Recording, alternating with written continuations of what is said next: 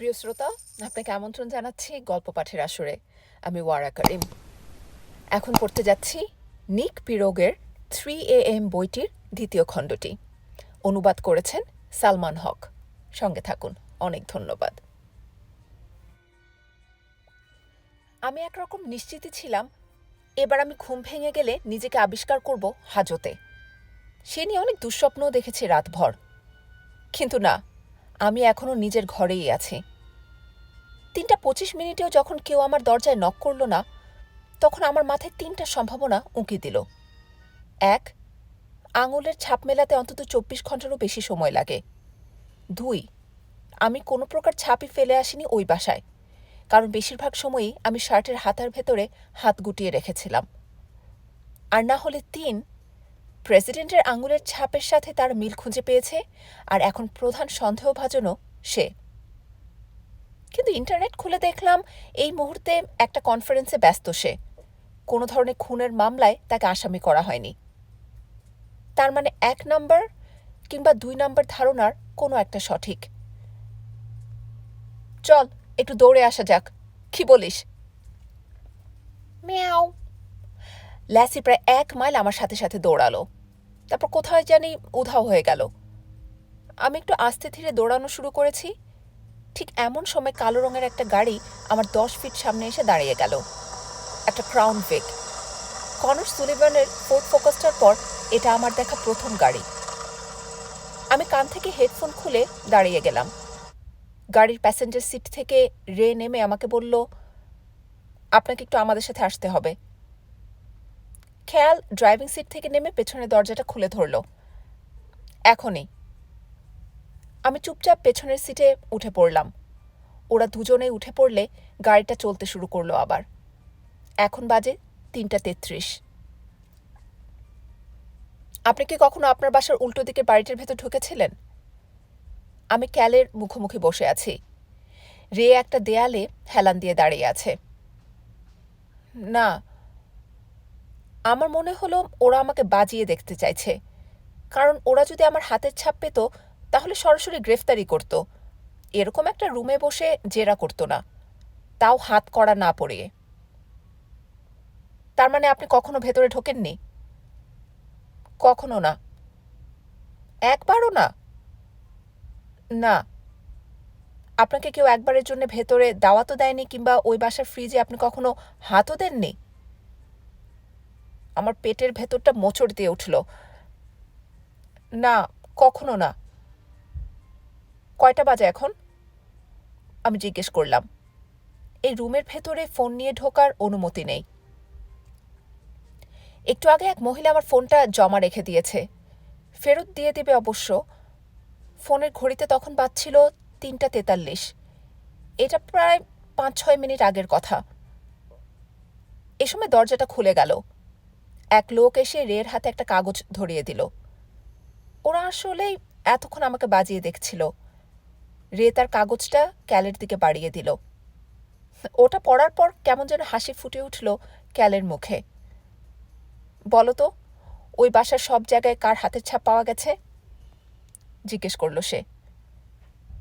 এবার শেষ আমি। গাড়িটার হুডের উপর, পেছনের টায়ারটায়, ফ্রিজের দরজায়, গেস্ট বেডরুমের আলমারির ভেতর আর কাঁচের দরজাটার হাতলে কোথাও বাদ নেই দেখছি। আমার হাতের ছাপ আপনারা কিভাবে পেলেন? কি বলছিলাম এতক্ষণ, কানে ঢোকেনি? পুরো বাসা জুড়ে তোমার হাতের ছাপ পাওয়া গেছে। হ্যাঁ, আমার কানে সব কিছুই ঢুকেছে ঠিক মতো, কিন্তু আমি বলতে চাচ্ছি হাতের ছাপ যে মিলিয়ে দেখলেন আপনারা, সেটা কিভাবে জোগাড় করলেন? আমি তো আগে কখনো গ্রেফতার হইনি। পুলিশের কাছে আমার সম্পর্কে কোনো তথ্য থাকার কথা নয়। রের দিকে তাকিয়ে বললাম। আর যদি কোনোভাবে এই ছাপ আপনারা গ্লাসটা থেকে পেয়ে থাকেন, যেটা বেআইনিভাবে আমার বাসা থেকে চুরি করেছেন গতকাল, তাহলে আদালতে সেই প্রমাণ কখনো টিকবে না।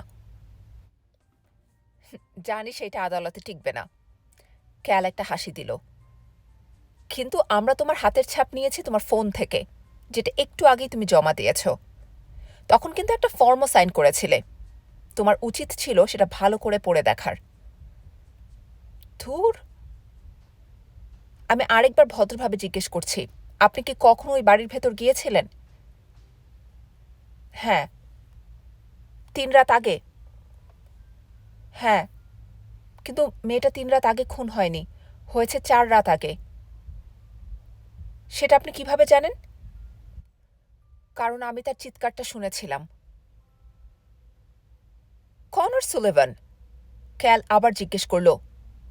মানে প্রেসিডেন্ট কনর সুলিভান? আমি মাথা নেড়ে সায় দিলাম। সে রের দিকে তাকালো। রেও মাথা ঝাঁকাচ্ছে। কসম খেয়ে বলছি, ওই রাতে আমি একটা চিৎকার শুনেছিলাম, আর এরপরেই দেখি সামনের দরজাটা দিয়ে এক লোক বের হয়ে আসছে। ওটা যে কনর সুলিভানই ছিল সে ব্যাপারে আমার কোনো সন্দেহ নেই। আপনি বলতে চাইছেন সে একটা ফোর্ড ফোকাস গাড়িতে চড়ে ভেগেছে? রে হাসতে হাসতে জিজ্ঞেস করল। হ্যাঁ, ওনার সিক্রেট সার্ভিস কোথায় ছিল তখন? এটা কি ওনাকে জিজ্ঞেস করুন না। তুমি মেয়েটাকে কেন খুন করেছ? ক্যাল জিজ্ঞেস করল। কি? তুমি কেলি ফ্রেককে কেন খুন করেছ? চিবিয়ে চিবিয়ে আবার জিজ্ঞেস করল ক্যাল। আমি খুন করিনি। মেয়েটাকে আমি আগে কখনো দেখিনি, সেদিন ওর বাড়িতে ঢোকার আগ পর্যন্ত। সত্যি বলছি।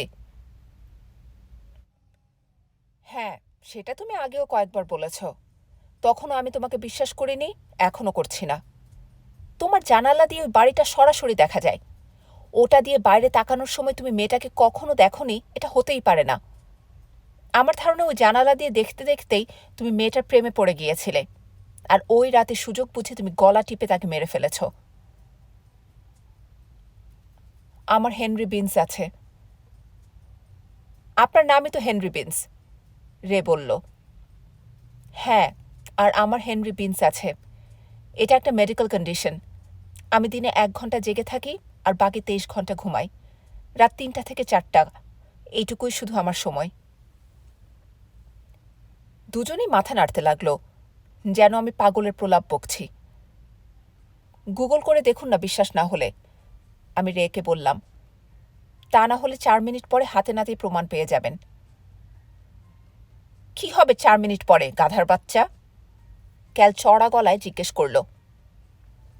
4 মিনিট পরে আমি এখানেই ঘুমিয়ে যাব, আর পরবর্তী 23 ঘন্টা ওভাবেই কাটাবো, কোমার মতো অনেকটা। এরপর আবার 1 ঘন্টার জন্য জেগে উঠব। এভাবেই চলতে থাকবে। ক্যাল ঘর কাঁপিয়ে হেসে উঠল, যেন আমি এই মুহূর্তে শতাব্দীর সেরা কৌতুকটা বললাম। ব্যাটা বলে কি ইনগ্রিড? এরকম গাঁজাখুরি গপ্প আগে শুনেছ কখনো? রেকে বলল সে। আমিও উঠে দাঁড়ালাম। এজন্যই আমার ছাপ ওই গেস্ট রুমটার আলমারিতে পেয়েছেন আপনারা। সেদিন মেয়েটার ফোন গাড়ির নিচ থেকে উদ্ধার করার পর আর বাসায় ফিরে যাওয়ার সময় ছিল না, তাই ওখানেই ঘুমিয়ে পড়েছিলাম। সেই ফোনটা যেটা তুমি একটা ডাস্টবিনে ফেলে দিয়েছিলে? মানে? মানে তুমি ধরা পড়ে গেছো, গাধা। আমরা জিপিএস ট্র্যাক করে ফোনটা উদ্ধার করেছি। আমার মাথায় কিছু ঢুকছে না। দেয়ালটা একটু হেলান দিয়ে দাঁড়ালাম। রে শেষ 1 মিনিট ধরে চুপ মেরে আছে। মোবাইলে কি যেন দেখছে সে। এবার সে বলে উঠল, ক্যাল, এটা দেখো। আমার মনে হয় হেনরি বিনস আসলেই কোনো। মাথাটা ব্যথায় দপদপ করছে। চোখ বন্ধ অবস্থাতে ডান হাতটা উঠিয়ে মাথা ছুঁয়ে দেখি এক জায়গায় গজ কাপড় দিয়ে ব্যান্ডেজ করা। কিন্তু বাম হাত দিয়ে আরও ভালো মতো জায়গাটা ছুঁয়ে দেখতে গিয়ে দেখি সেটা ওঠাতেই পারছি না।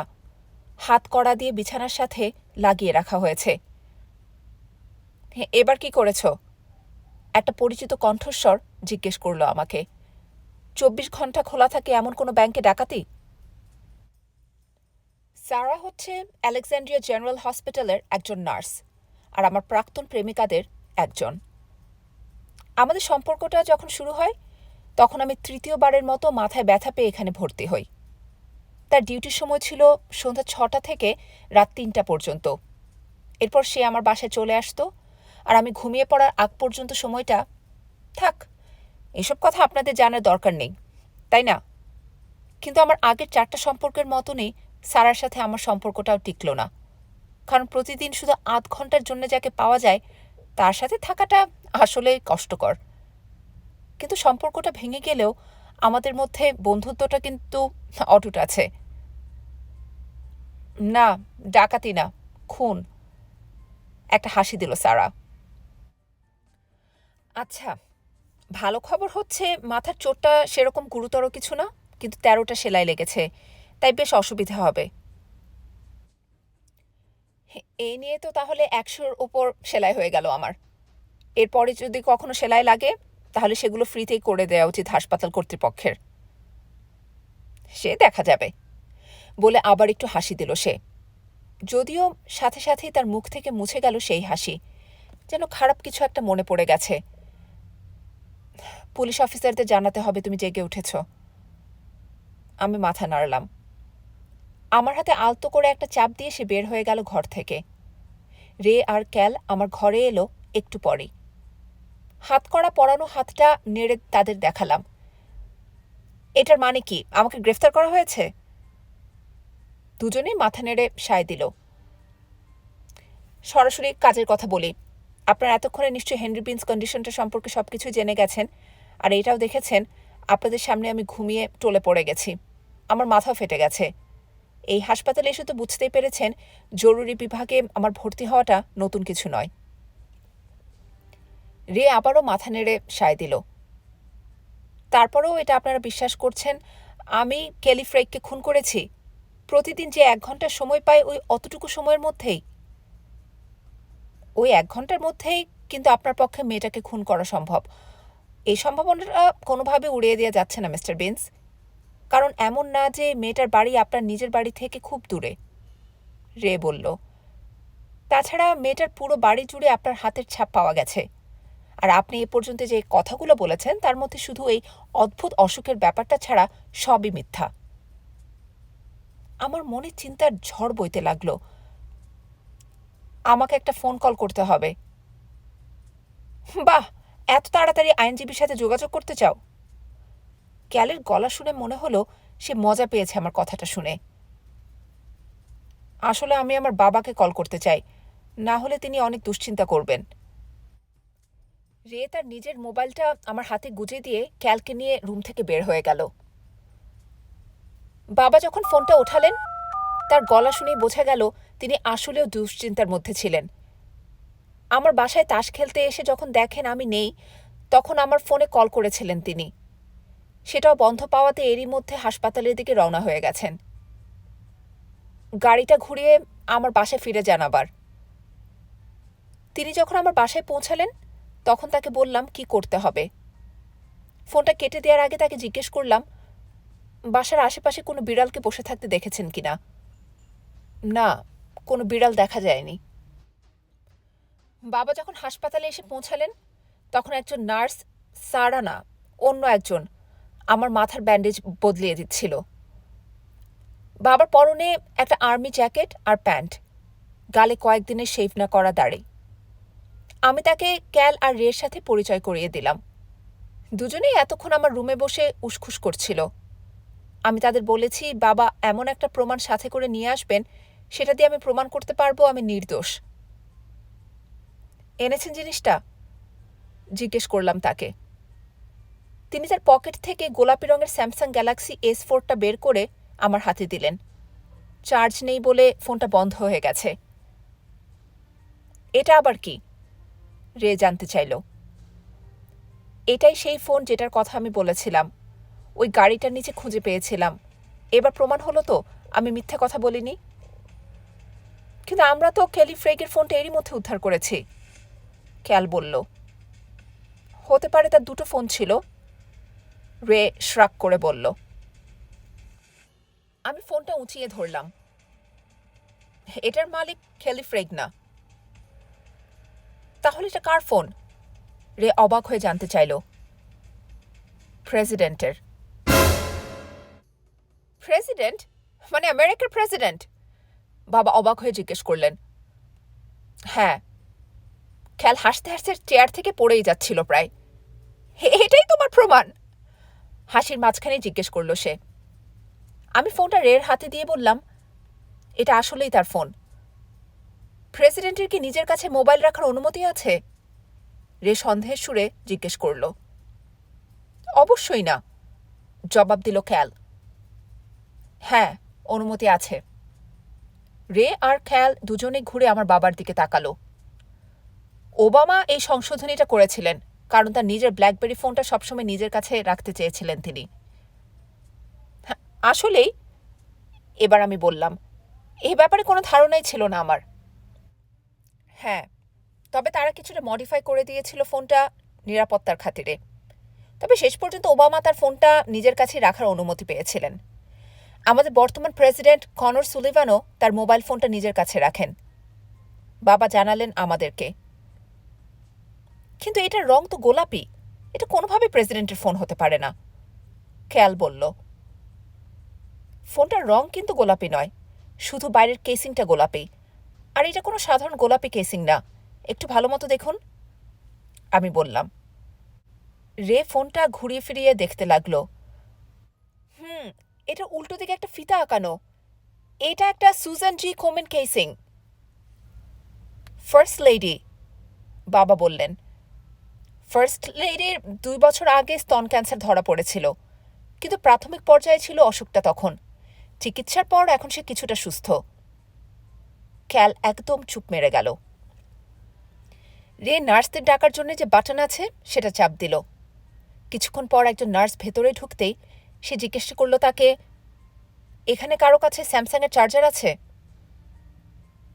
দেখতে হবে, এই বলে নার্স বের হয়ে গেল। কিছুক্ষণ পর আবার ফিরে এসে একটা চার্জার দিয়ে গেল সে। রে সাথে সাথে ফোনটা চার্জে লাগিয়ে পাওয়ার বাটনটা চেপে দিল। প্রায় 10 সেকেন্ড পর স্ক্রিনটা জ্বলে উঠল। এটা লক করা, সবাইকে দেখিয়ে বলল রে। ওয়াশিংটন মনুমেন্ট, আমার বাবা বলে উঠলেন। কি? ক্যাল জিজ্ঞেস করল।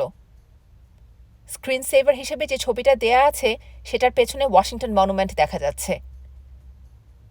আমার বাসা থেকে মনুমেন্টটা মাত্র 6 মাইল দূরে। আমি আশা করছি জায়গাটা কনর সুলিভানের খুব প্রিয়। বাবার দিকে তাকালাম, কিন্তু তিনি মাথা নাড়লেন। প্রেসিডেন্ট সম্পর্কে অনেক কিছু জানলেও এই ব্যাপারটা তার জানা নেই। যদি লকই করা হয়ে থাকে তাহলে আর কি বালটা হবে, ক্যাল বলল। এটা বরং হেডকোয়ার্টার্সে নিয়ে যাই, সেখানে আমাদের টেকনিশিয়ানরা খুলে ফেলতে পারবে লকটা। একমাত্র তখনই আমরা জানতে পারবো এটা প্রেসিডেন্টের ফোন নাকি অন্য কারোর। কয়টা অক্ষর লাগবে এটা খুলতে? বাবা জিজ্ঞেস করল। 4টা, রে বলল জবাবে। বাবা কি যেন একটা চিন্তা করলেন। 13 আর 44 দিয়ে দেখুন তো, অবশেষে বললেন তিনি। রে নম্বরগুলো টিপে দিতে বাবা ব্যাখ্যা করতে লাগলেন। 13 নম্বর জার্সি পরে প্রেসিডেন্ট তার ভার্সিটি ফুটবল টিমে খেলতেন, আর তিনি হচ্ছেন আমেরিকার 44তম প্রেসিডেন্ট। না, কাজ করছে না, মাথা নেড়ে বলল রে। নম্বরগুলো উল্টিয়ে দেখুন তো, আমি বললাম তাকে। কি? আগে 44, তারপর 13। 4 4 1 3, রে জোরে জোরে বলতে লাগলো নাম্বারগুলো টেপার সময়। তারপরে মুখটা হাঁ হয়ে গেল তার। হোলি শিট! ক্যাল ছো মেরে ফোনটা রের হাত থেকে নিয়ে নিল। স্ক্রিনের দিকে একবার দেখে চুপচাপ আবার ফোনটা রেকে ফেরত দিয়ে দিল সে। রে আমাকে আর বাবাকে দুজনকে দেখালো স্ক্রিনে কি দেখা যাচ্ছে।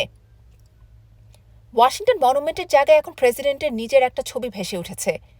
তিনি তার বিখ্যাত ওভাল অফিসে বসে কাজ করছেন। ইন্টারনেটে এই ছবিটা লিক হয়ে গেলে মুহূর্তের মধ্যেই চারিদিকে ছড়িয়ে পড়বে। রে কন্ট্যাক্ট লিস্টগুলো পড়তে লাগলো জোরে জোরে। ভাইস প্রেসিডেন্ট, অর্থ সচিব, সুপ্রিম কোর্টের প্রধান বিচারপতি, সিআইয়ের প্রধান। বাপরে! আর এই ছবিটা দেখো, প্রেসিডেন্টের একটা সেলফি, তার কুকুরেরও ছবি আছে এখানে। এবার সে সরাসরি আমার দিকে তাকালো। তার মানে আপনি সত্যি কথাই বলছেন? আমি মাথা নেড়ে সায় দিলাম। এবার কি আমার হাত কড়াটা খুলবেন দয়া করে, যাতে আমি বাসায় যেতে পারি? রের দিকে তাকিয়ে ক্যাল মাথা নেড়ে অনুমতি দিলে সে হাত কড়াটা খুলে দিল। কটা বাজে এখন? জিজ্ঞেস করলাম আমি। চোখ বোঝা অবস্থাতে বুঝতে পারলাম ল্যাসি আমার মুখটা চেটে দিচ্ছে, কিন্তু চোখ খুলে দেখি ল্যাসি না, আমার বাবার 160 পাউন্ড ওজনের ব্রিটিশ কুকুরটা, মারডক। না জানি কতক্ষণ ধরে ব্যাটা আমার মুখ চেটে যাচ্ছে। শুধু তাই না, ব্যাটা মনে হয় এতক্ষণ আমার উপরে ঘুমিয়েছিল। কোমর থেকে নিচের অংশে কিছু অনুভব করতে পারলাম না, মনে হচ্ছে যেন প্যারালাইজড হয়ে গিয়েছি। অক্ষত অবস্থাতে কি আর কোনো দিন জেগে উঠতে পারবো না? মার্ডককে সরিয়ে উঠে দাঁড়ালাম। এরপর মাথার ব্যান্ডেজটা পাল্টে নতুন আরেকটা ব্যান্ডেজ লাগিয়ে যখন রান্নাঘরের টেবিলে গিয়ে বাবার পাশে বসলাম, তখন বাজে 3:36। এরকম খুঁড়িয়ে খুঁড়িয়ে হাঁটছো কেন তুমি? আপনার গর্ধব কুকুরটা আমার পায়ের উপর ঘুমিয়েছিল। মার্ডক এসে বাবার কোলে মাথা তুলে দিল। না না না, তুই গর্ধব না, বাবা ওটাকে আদর করতে করতে বললেন। আসলে ওটা গর্ধব না, কারণ গর্ধব হতে হলে মাথায় একটু হলেও বুদ্ধি থাকতে হয়। ফ্রিজটা খুলে দেখি ইজাবেল আবার নতুন করে স্যান্ডউইচ বানিয়ে রেখে গেছে। 2টো স্যান্ডউইচ আর একটা স্ট্রবেরি প্রোটিন শেক বের করে নিলাম। একটা টিনজাত মাছের ক্যান খুলে দরজার বাইরে রেখে দিলাম। বলা যায় না, যদি ল্যাসি ফিরে আসে। স্যান্ডউইচগুলো খাওয়া শেষ করে ল্যাপটপের উপর ঝাঁপিয়ে পড়লাম। বাবা তাসগুলো গুছিয়ে রাখতে রাখতে বললেন, প্রেসিডেন্টের ব্যাপারে কোনো খবরই বের হয়নি, ও ব্যাপারে গুগল করে কিছুই খুঁজে পাবে না। ল্যাপটপটা বন্ধ করে পাশে সরিয়ে রাখলাম। কতটুকু জানেন আপনি? তুমি ঘুমিয়ে পড়ার পর ওই মহিলা ডিটেকটিভটা আমাকে সবকিছুই খুলে বলেছে, হেসে জবাব দিলেন তিনি।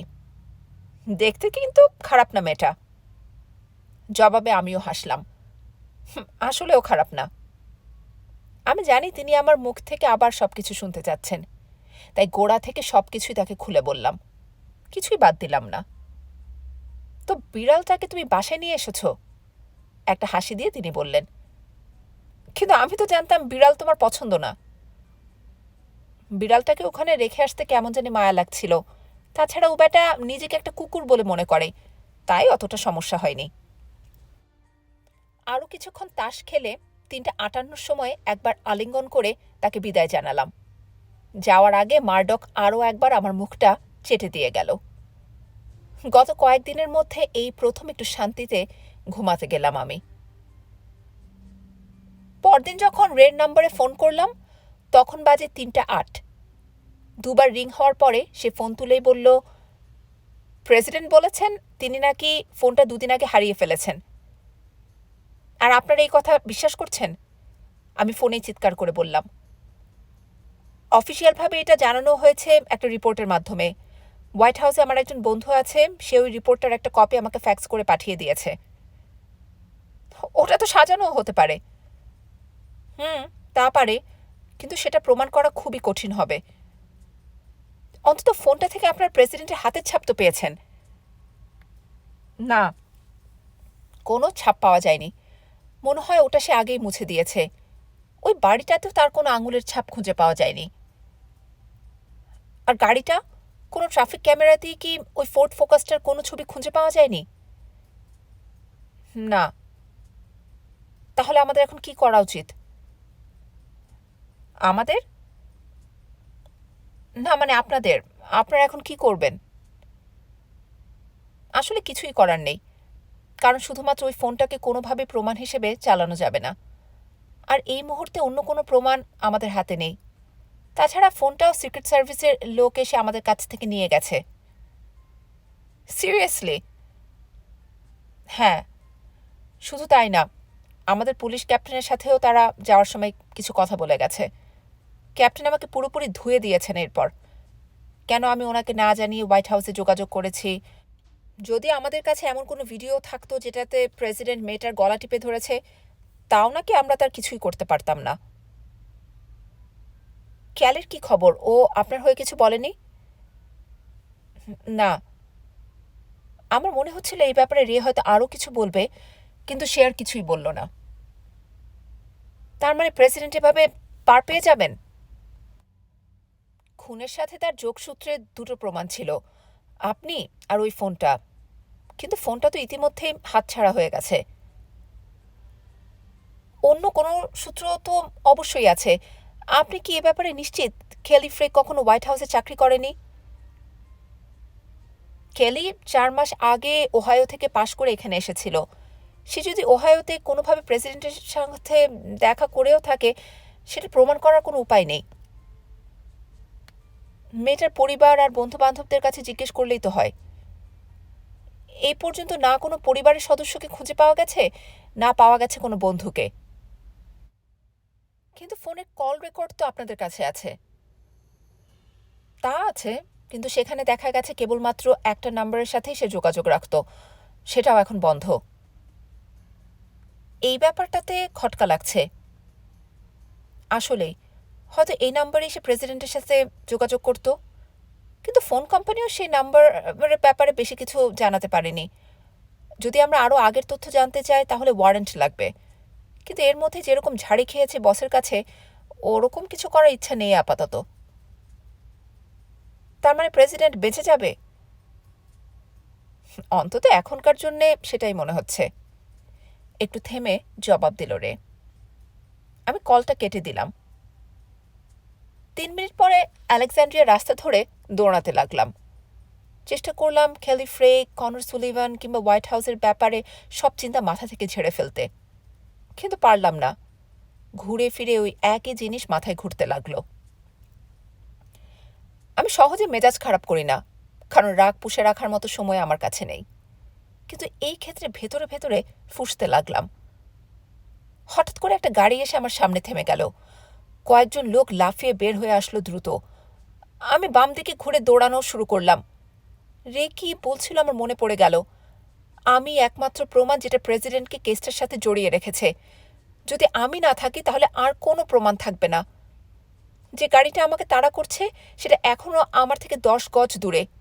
1.5 মাইল দৌড়ানোর পরে আমি পোটোম্যাক ব্রিজে পৌঁছে গেলাম। এখন দেখি অন্য দিক থেকেও একটা গাড়ি আসছে, পেছনেরটা তো আছেই। কিছুক্ষণের মধ্যে 2 গাড়ি আমার সামনে এসে থেমে যেতে 4 জন লোক লাফিয়ে নেমে এলো। কিছুই করার নেই আমার। ব্রিজ থেকে নিচে ঝাঁপ দিলাম। পানি অনেক ঠান্ডা, কিন্তু এটা নদীর পানি না, একটা ড্রেন পাইপের মুখে আমি। জানি নোংরা, কিন্তু কিছু করার নেই। উপর থেকে পাইপের মুখটা দেখা যায় না। আমি আগেও একবার লাফ দিয়েছিলাম বলেই এটার কথা জানি। পাইপটা 4 ফিটের মতো চওড়া। আমি কোনো মতে মাথা নিচু করে বসে থাকলাম। ঘড়িতে বাজে এখন 3:46। 2 মিনিট পরে গাড়ির টায়ারের আওয়াজ শুনলাম। আমাকে যারা তাড়া করছিল তারা চলে যাচ্ছে। যখন বাসার দিকে দৌড়ানো শুরু করলাম তখন আমার মাথা দুটো চিন্তা। বাসায় পৌঁছতে পারবো তো সময় মতো? আর হারামিগুলো যদি এখনও খাপটি মেরে থাকে? আমি সাবধানে দৌড়াতে লাগলাম। যখন আমার বাসা থেকে 1 মাইল দূরে, তখন আর 4 মিনিট বাকি। আমি ইউসেইন বোল্ট না যে এই সময়ের মধ্যে বাসায় পৌঁছে যাব। আগামী 23 ঘন্টা নির্বিঘ্নে ঘুমাতে পারবো এমন একটা জায়গা খুঁজে বের করতে হবে তাড়াতাড়ি। এমন একটা জায়গায় আমি চিনি। একটা ইটালিয়ান রেস্টুরেন্টের ডাস্টবিনের ভেতর ঢুকে গেলাম। অর্ধেকও ভরেনি এখনো। তার মানে ময়লা ওঠানোর গাড়ি আসতে আরও অন্তত 2 দিন বাকি। ভালোমতো কয়েকটা ব্যাগ দিয়ে নিজেকে ঢেকে দিলাম। ঘুমিয়ে পড়তে 1 মিনিটও সময় লাগলো না। হঠাৎ হঠাৎ এমন হয় যে আমি 1 মিনিট 2 মিনিট আগেই ঘুম থেকে উঠে যাই। 2:58 কিংবা 59। এমনকি একবার 2:57তেও ঘুম ভেঙে গিয়েছিল। কেমন যেন অজানা একটা ভালো লাগায় মন ভরে ওঠে তখন। মনে হয় প্রতিটা মিনিট আমার জন্যে এক একটা উপহার। মনে হতে থাকে এই বাড়তি সময় কিভাবে কাজে লাগাবো। একটু বেশি সময় ধরে গোসল করব, নাকি যে বইটা পড়ছিলাম সেটার কয়েক পাতা বেশি পড়ব। আবার ইউটিউবে ভিডিও দেখা যায়। আজকে 2:58 সময় ঘুম ভেঙে গেল, 2 মিনিট বাড়তি। এর মধ্যে 1 মিনিট গেল ডাস্টবিন থেকে বের হতে। আরও 1 মিনিট ধরে নিজেকে পরিষ্কার করলাম। নুডলস, রুটির টুকরোগুলো চুল থেকে ঝেড়ে ফেললাম। দেখে যতটা খারাপই মনে হোক না কেন আমার অবস্থা, আমি কিন্তু খুশি। কারণ এর থেকে ঢের বেশি খারাপ অবস্থায় থাকতে পারতাম আমি এখন। কালকের ওই লোকগুলো আমাকে হয়তো এতক্ষণে খুনই করে ফেলতো, কিংবা আমাকে ডাস্টবিনের ভেতর দেখে কেউ লাশ মনে করে 911-এ কল করতে পারত। কিন্তু সেরকম কিছু হয়নি, বরং ভালোই হয়েছে ঘুমটা। আমি আমার বাসার দিকে রওনা হলাম, আরও 2 ব্লক দূরে ওটা। কিন্তু বলা যায় না, কালকের গুন্ডাগুলো হয়তো আমার জন্য অপেক্ষা করছে। তাই খুব সাবধানে দেখে শুনে যখন বাসায় ঢুকলাম তখন বাজে 3:06। জানালার পর্দার পেছন থেকে বাইরে উঁকি দিলাম। সন্দেহজনক কিছু চোখে পড়ল না। কিন্তু কালকের লোকগুলো যারাই হোক না কেন, মনে হয় না আমার পিছু এত সহজে ছেড়ে দেবে। দরজাটা ভালো মতো লক করে দিলাম। পরনের কাপড়গুলো একটা ব্যাগে ভরে ডাস্টবিনে ফেলে দিয়ে গোসল করতে ঢুকে গেলাম বাথরুমে। ফ্রেশ হয়ে যখন কম্পিউটারটার সামনে বসলাম তখন বাজে ৩:১৭। প্রেসিডেন্টের গ্রেফতারের ব্যাপারে কোনো খবর নেই। এই যাত্রায় ছাড়া পেয়ে গেছে সে। আর আমি যদি বেঁচে থাকতে চাই আমারও উচিত হবে না ব্যাপারটা নিয়ে আর মাথা ঘামানো। আমার স্টকগুলো চেক করলাম, বেশিরভাগেরই দর পড়ে গেছে। প্রায় $৪০,০০০ ক্ষতি হয়েছে শেষ দুদিনে। বাকি শেয়ারগুলো সময় থাকতেই বিক্রি করে দিলাম। এরপর গেম অফ থ্রোনস দেখার চেষ্টা করলাম কিছুক্ষণ, কিন্তু পর্দায় কি হচ্ছে তাতে কিছুতেই মনোযোগ দিতে পারলাম না। আমার মাথায় এখনো কালকের কথা ঘুরপাক খাচ্ছে। ৩:৪২-এর সময় হাল ছেড়ে দিয়ে বিছানায় শুয়ে পড়লাম। জীবনে এই প্রথম বোধহয় নিজে থেকেই ঘুমিয়ে পড়লাম। এর পরের কয়েকদিন খুবই একঘেয়েমির মধ্যে দিয়ে গেল। যেহেতু আমি ঠিক করেছি বাইরে আর বের হব না দৌড়ানোর জন্যে, তাই বাসার ট্রেডমিলটাতেই দৌড়াই এখন। ট্রেডমিলটা বেশ আধুনিক। দৌড়ানোর সময় সামনের স্ক্রিনে নিজের পছন্দের জায়গাটা ঠিক করে নেওয়া যায়। পরশু তিনি কিনেছি। হোম ডেলিভারি দিয়ে গেছে বাসায়। ইজাবেল ছিল ডেলিভারি নেওয়ার সময় ওখানে। বাইরে যাওয়ার কোনো দরকারই নাই এখন, তাই না? ট্রেডমিলে দৌড়ানোর পঞ্চম দিন। স্ক্রিনটাতে ওয়াশিংটন ডিসি সেট করে নিয়েছি, কিন্তু যখন সেটাতে হোয়াইট হাউসের ছবি ভেসে উঠল সাথে সাথে বন্ধ করে দিলাম।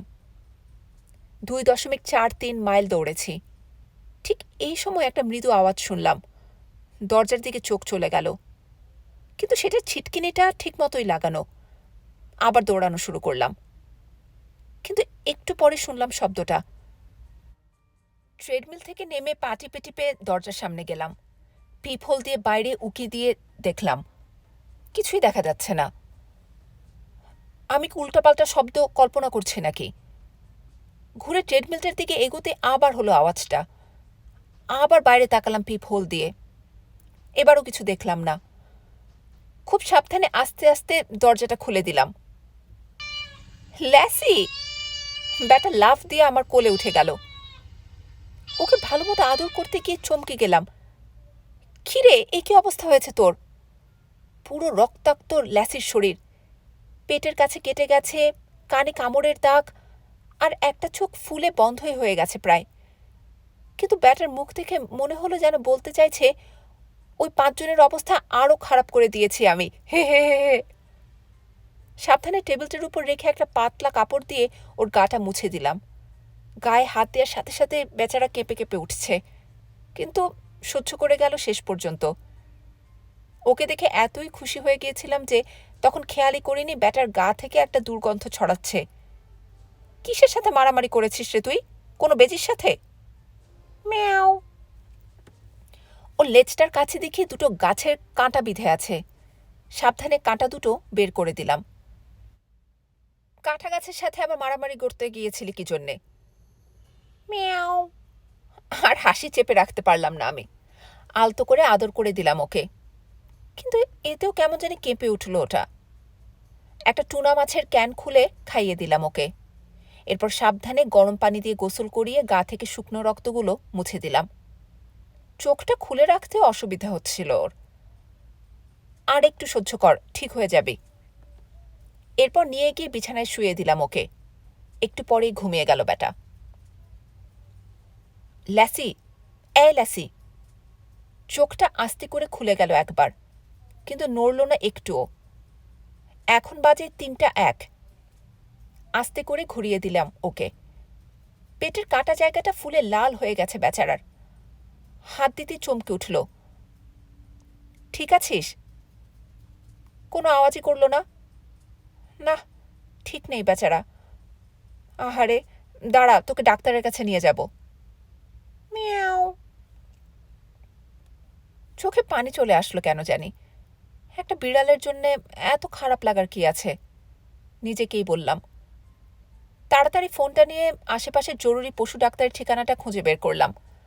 বেশি দূরে নয় জায়গাটা, দৌড়াতে গিয়ে একবার দেখেছি আগে। কোনো ড্রাইভিং লাইসেন্স না থাকলেও একটা ভেসপা আছে আমার, যদিও খুবই কম ব্যবহার করি সেটা। ল্যাসিকে কোলে নিয়ে আর পিঠে একটা ব্যাগ নিয়ে বাসা থেকে বের হয়ে গেলাম। ওই রাতের পর এই প্রথম বাসা থেকে বের হলাম আমি।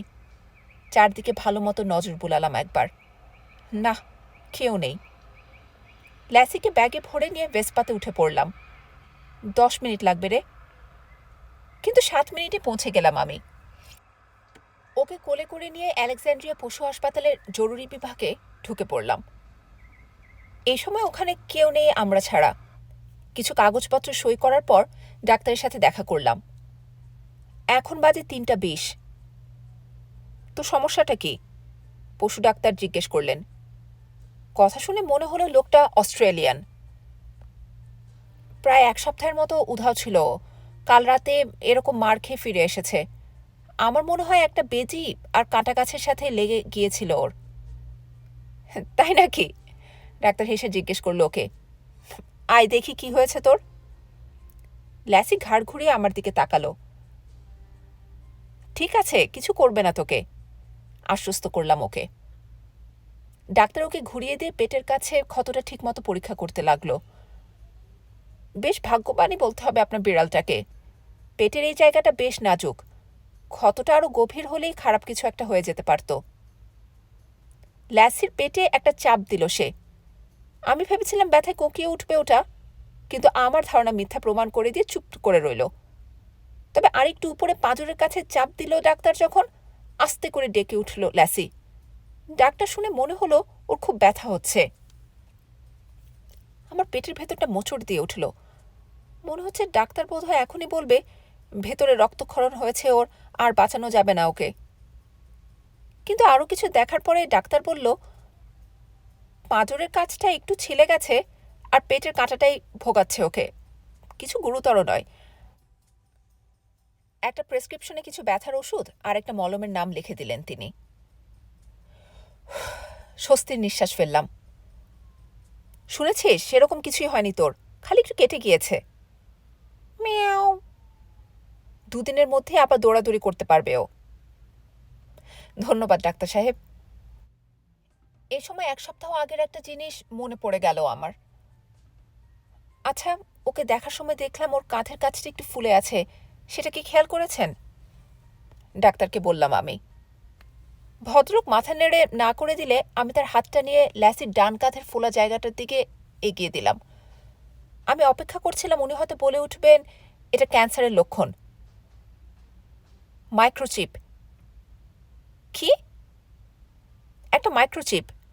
মাঝে মাঝে এটা ঘাড়ের পেছনেও লাগায়। আমাকে বিভ্রান্ত অবস্থায় দেখে সে জিজ্ঞেস করল, আপনি ওর গায়ে মাইক্রোচিপ লাগিয়ে দিননি? না, আমি ওকে কিছুদিন আগে রাস্তায় খুঁজে পাই, কোনো নেম ট্যাগ ছিল না ওর। যাই হোক, ওর আগের মালিক বোধহয় এটা লাগানোর ব্যবস্থা করেছিল। আমার মাথায় চিন্তার ঝড় বইতে লাগলো।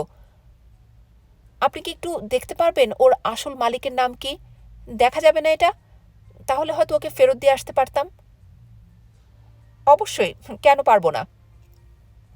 এই বলে ডাক্তার একটা স্ক্যানার বের করে কম্পিউটারের সাথে লাগিয়ে স্ক্যানারটা ল্যাসির কাঁধের উপর ধরল। সাথে সাথে ব্লিপ করে উঠল ওটা। একটা ছোট কার্ডের উল্টো দিকে মালিকের নাম আর ফোন নাম্বারটা লিখে দিয়ে আমাকে বাড়িয়ে দিল সে। নামটা পড়ে খুব কষ্ট করে মুখটা স্বাভাবিক রাখতে চেষ্টা করলাম। যখন আমার বাসায় ফিরে আসলাম তখন বাজে 3:46। একটা আঙুরের ভেতর ছোট দুটো ব্যথার ওষুধ পরে ল্যাসিকে খাইয়ে দিয়ে মলমটা ওর কাটা জায়গাগুলোতে লাগিয়ে দিলাম। এরপর ওকে আর ল্যাপটপটা সাথে নিয়ে বিছানায় উঠে গেলাম আমি। ডাক্তার আমাকে যে কার্ডটা দিয়েছে সেটা বের করলাম। জেসিকা রেনয়, নিচে রিচমন্ডের একটা ঠিকানা লেখা। জেসিকা রেনয় আর কনর সুলিভান লিখে গুগলে সার্চ দিলাম। সাথে সাথে বেশ কয়েকটা লিঙ্ক চলে আসলো। হ্যাঁ, একটা ছবিতে ক্লিক করলাম। বিঙ্গো! জেসিকা আর তৎকালীন ভার্জিনিয়ার গভর্নর কনর সুলিভানের একটা ছবি ভেসে উঠল। জেসিকা রেনয়ই আমাদের কেলি ফ্রেগ। আসলে জোড়া খুন হয়েছে। 12 রাত আগে মারা গেছে কেলি ফ্রেগ, কিন্তু একই সাথে খুন হয়েছে জেসিকা রেনয়ও, কারণ দুজন একই মানুষ। এখন বাজে 3:07। আমি আর ল্যাসি দুজনেই আমার বিছানায়। ওকে আরেকবার পেন কিলার খাইয়ে দেওয়ার পর ব্যাটা এখন নাক ডেকে ঘুমাচ্ছে। ওর পেটের ক্ষতটা এই একদিনেই বেশ ভালো হয়ে গেছে। আর সে যে এখন কিছুটা ভালো বোধ করছে এটা সে আমার মুখ কয়েকবার চেটে বুঝিয়ে দিয়েছে একটু আগে। গত 2 মিনিট ধরে আমি কম্পিউটার স্ক্রিনে জেসিকা রেনয় আর কনর সুলিভানের ছবিটার দিকে তাকিয়ে আছি। নিচে লেখা আছে জেসিকা রেনয় কনর সুলিভানের গভর্নর ক্যাম্পেইনের সময় তার অফিসেই ভলান্টিয়ার হিসেবে কাজ করত। এটা প্রায় 6 বছর আগে তোলা ছবি। পাশেই আরেকটা ছবিতে প্রায় 15 জন মানুষ একই ধরনের সাদা টি শার্ট পরে দাঁড়িয়ে আছে। টি শার্টের সামনের দিকে লেখা the man with the plan. দেখে হাসি পেল। প্রেসিডেন্ট নির্বাচনের সময় কনর সুলিভানের এই স্লোগান বদলে হয়ে গিয়েছিল I have a plan for this great nation. কিন্তু যতটাই ব্যঙ্গ করি না কেন, তাকে কিছুটা কৃতিত্ব অবশ্যই দিতে হবে, কারণ সে আসার পরপরই অর্থনৈতিক দিক থেকে আমেরিকা আগের চেয়েও শক্তিশালী হয়ে উঠেছে, আর বেকারত্বের হার গত 1 যুগের মধ্যে সবচাইতে কম এখন। মধ্যপ্রাচ্য থেকেও সব সৈন্য প্রত্যাহার করে নেওয়া হয়েছে। 15 জনের মধ্যে জেসিকা রেনয় আর প্রেসিডেন্ট একদম সামনের দিকে দাঁড়িয়ে আছে। জেসিকার আত্মবিশ্বাসী ভঙ্গি দেখেই বোঝা যাচ্ছে যে সে মোটেই বিচলিত নয়, সে এত গুরুত্বপূর্ণ একজন মানুষের পাশাপাশি দাঁড়াতে পেরে। যদিও তখন কেবল সদ্য হাই স্কুল থেকে পাশ করে বেরিয়েছে সে। প্রেসিডেন্টের একটা হাত জেসিকার কাঁধের উপর, কিন্তু সেটা দেখে অস্বাভাবিক কিছু মনে হলো না। অন্য 13 জন ভলান্টিয়ারের মধ্যে যে কেউ জেসিকার জায়গায় দাঁড়াতে পারত। বাকি 45 মিনিট আমি জেসিকা সম্পর্কে খোঁজ খবর নিতে নিতে কাটিয়ে দিলাম, কিন্তু খুব কম তথ্যই খুঁজে পেলাম। পরের দিন ঘুম থেকে ওঠার প্রায় 10 মিনিট পরে মোবাইলটা হাতে নিলাম। রেকে কল দিতে গিয়েও কি মনে করে যেন আর দিলাম না। ওর সাথে কথা বলার আগে জেসিকার সম্পর্কে আরও তথ্য দরকার আমার। নেটে একটা ওয়েবসাইটে ঢুকলাম, যেখানে এন্ট্রি দিলে ওরা ওই ব্যক্তির অতীত সম্পর্কে সব তথ্য খুঁজে বের করে দেয়। ওখানে জেসিকার নাম আর ওর 6 বছর আগে ঠিকানাটা দিয়ে দিলাম। এরপর ক্রেডিট কার্ড থেকে $200 ট্রান্সফার করে দিতে হলো ওদের অ্যাকাউন্টে। তাহলে আমাদের এখন একটু ধৈর্য ধরে অপেক্ষা করতে হবে, কি বলিস? ল্যাসিকে বললাম। সে এখন চেটে চেটে তার নাস্তা খাওয়া নিয়ে ব্যস্ত। প্রায় ভালোই হয়ে গেছে। মিয়াও। অবশ্যই তোর কিছু আসে যায়। এই মেয়েটাই তোর আগের মালিক ছিল। মিয়াও। হ্যাঁ, আমি জানি আমার সাথে তুই খুব ভালো আছিস, তাও। মিয়াও। ক্যান্ডি খাবি? কোন ক্যান্ডি? মিয়াও। কিটক্যাট ক্যান্ডি না বেটা? মিয়াও। হ্যাঁ, নামের শেষে ক্যাট আছে ঠিকই। আচ্ছা দেখি। আরও কিছুক্ষণ এই ব্যাপারে যুক্তিতর্ক করে আমি বারান্দায় গিয়ে দাঁড়ালাম, আর সে গেল বারান্দার কোনায় তার কাজ সারতে। বাইরে বেশ বাতাস। না, আজকে অবশ্যই বাইরে দৌড়াতে যাব। গুন্ডাগুলো জাহান্নামের চুলোয় যাক। টেবিলের উপর একটা বাদামি রঙের প্যাকেজ রাখা। অ্যামাজন থেকে কালকে ডেলিভারি দিয়ে গেছে, খোলা হয়নি এখনো। খুলে ভেতরের জিনিসটা বের করলাম। একটা ইলেকট্রিক টেজার, সবচেয়ে শক্তিশালী মডেলের। ল্যাসিকে ওটা দেখিয়ে শাসালাম। এরপর যদি কার্পেট নষ্ট করেছিস তো একেবারে 4000 ভোল্টের শক খাবি। একটা হুডি গায়ে চাপিয়ে আর দৌড়ানোর জুতোটা পরে দরজা খুললাম। ল্যাসি তার মাথা একটু বের করল শুধু, তারপর বাইরে একবার নজর বুলিয়ে ভেতরে ঢুকে গেল চুপচাপ। আমি আগের ঘটনা ভুলতে পারলেও ও বেচারা এখনও শকের মধ্যেই রয়ে গেছে। তোকেও একটা টেজার কিনে দিতে হবে। মিয়াও। না না, ছুরি দেয়া যাবে না। মিয়াও। আচ্ছা, বাইরে থেকে এসে এই ব্যাপার কথা বলবো তোর সাথে। গত 1 সপ্তাহ ট্রেডমিলে দৌড়ানোর পর এখন মুক্ত বাতাসে দৌড়াতে পেরে অন্যরকম ভালো লাগছে। বুক ভরে শ্বাস নিলাম। এবার পালানোর পথগুলো আগে থেকে ঠিক করে রেখেছি। বলা যায় না, যদি হঠাৎ দরকার পড়ে। চারদিকে নজর রেখে দৌড়াতে লাগলাম। কেউ নেই। টেজারটা আমার ডান পকেটের সাথে ঝোলানো। আমি চেষ্টা করছি মেয়েটা সম্পর্কে না ভাবতে, কিন্তু কোনোভাবে মাথা থেকে বের করতে পারছি না। না, আমি জেসিকা রেনয় বা কেলি ফ্রেগের কথা বলছি না, ডিটেকটিভ রের কথা বলছি। ওর ওই আকর্ষণীয় চাহনি, লম্বা চুল কিছুই ভোলার মতো নয়। আর আমাকে জেরা করার সময় ওর মুখে যে হাসিটা ফুটে উঠেছিল না, একেবারে বুকের ভিতরে গিয়ে লেগেছে। ওর সম্পর্কেই ভাবছি, এমন সময় সামনে একজোড়া হেডলাইট দেখতে পেলাম। পালাতে হবে। আমি ডান দিকে রাস্তাটায় ঢুকে পড়লাম। আগে থেকে ঠিক করে রেখেছি কোন দিক দিয়ে পালাবো। রাস্তায় পানি জমেছিল। লাফ দিয়ে সেটুকু পার হয়ে সামার পার্কে ঢুকে পড়লাম। আমার বাম দিকে টেনিস কোর্টগুলো, দুটো কোর্টের চারদিকে প্রায় 18 ফিট লম্বা নেটের বেড়া দেয়া। বেড়াগুলোর দিকে এগিয়ে গেলাম আমি। একটু পরে বেড়াটা ডিঙোতে শুরু করলাম। পেছনে ঘুরে দেখি 3জন লোক আমার পিছু নিয়ে কোর্টে ঢুকে পড়েছে। 3জনের পরনে কালো রঙের স্যুট। এখনো গোলাগুলি শুরু করেনি কেন কে জানে। কোনো মতে বেড়াটার একদম উপরে উঠে লাফিয়ে অন্য পাশে নেমে পড়লাম। লোকগুলো বেড়া বেয়ে উপরে উঠতে শুরু করলো।